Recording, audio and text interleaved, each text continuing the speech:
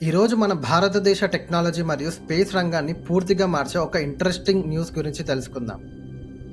Hello friends, welcome back to my channel RGS. Reliance Jio ఇప్పుడు కేవలం mobile network కంపెనీగా మాత్రమే కాకుండా స్పేస్ కమ్యూనికేషన్ రంగంలో కూడా భారీ అడుగు వేయడానికి సిద్ధం అవుతుంది.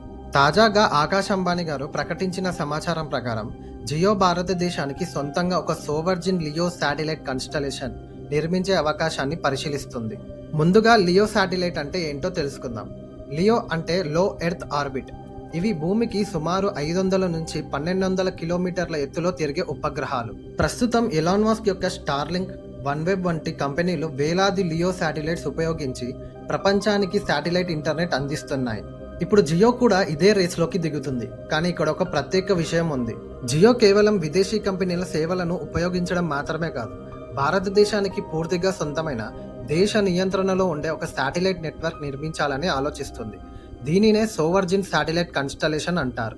అంటే భవిష్యత్తులో భారతదేశం తన శాటిలైట్ ఇంటర్నెట్ కోసం పూర్తిగా విదేశీ కంపెనీలపై ఆధారపడాల్సిన అవసరం తగ్గుతుంది. రిపోర్ట్స్ ప్రకారం జియో సుమారు 1600 నుండి 1650 లియో శాటిలైట్స్ ను భూమి చుట్టూ కక్షలో ప్రవేశపెట్టే ప్రణాళికను పరిశీలిస్తుంది. ఈ ప్రాజెక్టు విలువ $1 బిలియన్ ఉండవచ్చని అంచనా. ఈ విషయం మనకెందుకు అంత ఇంపార్టెంట్?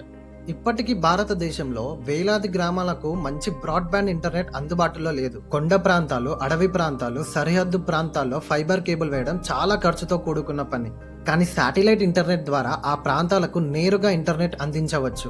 ఇక్కడ ఇంకో ఇంట్రెస్టింగ్ విషయం ఏంటంటే, జియో ఇప్పటికే లక్సంబర్గ్ కి చెందిన ఎస్సిఎస్ కంపెనీతో కలిసి శాటిలైట్ బ్రాడ్బ్యాండ్ కోసం జాయింట్ వెంచర్ ఏర్పాటు చేసింది. ఈ భాగస్వామ్యం ద్వారా O3B M-Power మరియు ఎస్సిఎస్ ఉపగ్రహాలను ఉపయోగించి సేవలు అందించాలనే ప్రణాళిక గతంలోనే ప్రకటించారు.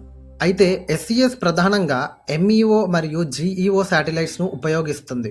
కానీ ఇప్పుడు జియో తన సొంత లియో కన్స్టలేషన్ గురించి ఆలోచించడం అంటే భవిష్యత్తులో స్టార్లింక్ లాంటి మెగా శాటిలైట్ నెట్వర్క్ ను భారతదేశంలోనే అభివృద్ధి చేయాలనే లక్ష్యంగా కనిపిస్తుంది. జియో ప్రస్తుతం గ్లోబల్ శాటిలైట్ ఆపరేటర్స్ తో భాగస్వామ్యం కొనసాగిస్తూ అదే సమయంలో గ్రౌండ్ స్టేషన్ మరియు శాటిలైట్ ఇన్ఫ్రాస్ట్రక్చర్ కూడా నిర్మిస్తుంది.